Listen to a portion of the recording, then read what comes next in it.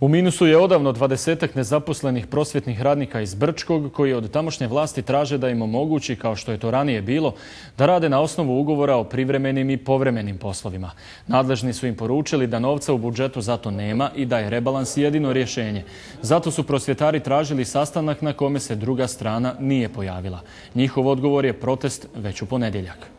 Mi tražimo, znači, rebalansom budžeta, ako se oformi skupština, da nam se izdvoji taj dio novca koji je već bio rečen da postoji, da nam puste taj ugovor o radu, makar na neki kratki period. Nam bi to značilo, obzirom da nema ti konkursima, da li ćemo nešto uspjeti riješiti, to je veliko pitanje. Svi smo mi završili te fakultete ne tek tako, znači naši roditelji su izdvajali nešto posljednje, taj novac da bismo mi završili.